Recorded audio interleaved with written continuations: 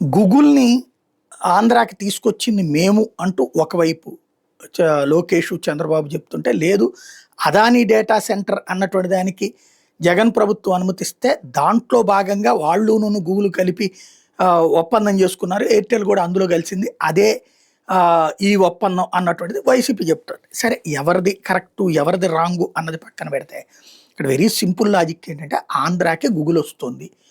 అది ఎవరు ఆరంభం, ఎవరు ఇది అన్నది పక్కన పెడితే, ఇప్పుడు వీళ్ళ హయాంలో ఎగ్జిస్ట్‌లోకి వస్తున్నది. ఇప్పుడు ఇన్ఫోసిస్‌తో అప్పుడు క్రెడిట్ వైసీపీనే సొంతం చేసుకుంది కదా! వాళ్ళ హయాంలోనే అది ముందుకొచ్చింది.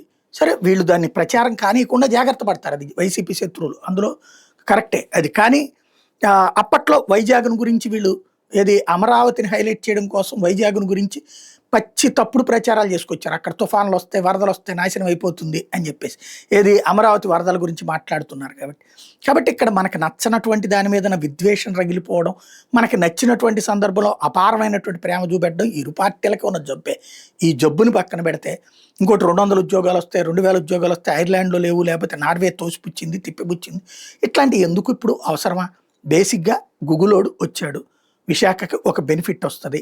అలాగే ఇన్ఫోసిస్సా, లేకపోతే కాగ్నిజెంటా, టీసీఎస్సా ఇట్లాంటివి రావడం వల్ల ముందు మనకి అంతర్జాతీయంగా ఉండేటటువంటి ఆ కంపెనీలకు సంబంధించినటువంటి చిరునామాల్లో ఒకటి ఆంధ్రప్రదేశ్ ఉంటది, విశాఖ ఉంటది. తద్వారా రాష్ట్రానికి బెనిఫిటే కదా! దీంట్లో క్రెడిట్ ఓనర్‌షిప్ అంటారా? ఎవరికి వాళ్ళు ఇప్పుడు చంద్రబాబు నాయుడు హైటెక్ సిటీ నేనే కట్టానని ఆంధ్రాలో చెప్తుంటారు. తెలంగాణలో ఆయనకి ఏమైనా ఓట్లేస్తున్నారా? తెలుగుదేశానికి ఏమైనా ఓట్లేస్తున్నారా? ఆయన హైటెక్ సిటీ కట్టానని చెప్పి 2004 తర్వాత ఈ రోజు వరకు తెలుగుదేశం గెలవలేదు. కాబట్టి అదే క్రెడిట్ దాంట్లో. కాకపోతే ఆయన చెప్పుకుంటారంటే ప్రచారం నడుస్తున్నది అది. వాళ్ళ చేతిలో మీడియా ఉంది, సోషల్ మీడియా ఉంది. అదే సమయంలో రాజశేఖర రెడ్డి వచ్చినటువంటి సందర్భంలో శంషాబాద్ కట్టారు, లేకపోతే మిగతాది ఏదైతే హైటెక్ సిటీని డెవలప్ చేయడం కానీ ఇదంతా. తర్వాత కేసీఆర్ వచ్చిన నాగినీయ వాళ్ళందరూ ఇప్పుడు కడుతున్నటువంటి వాళ్ళందరూ చంద్రబాబు గారు వాళ్ళు మేమందరూ కట్టామని చెప్తున్నారా?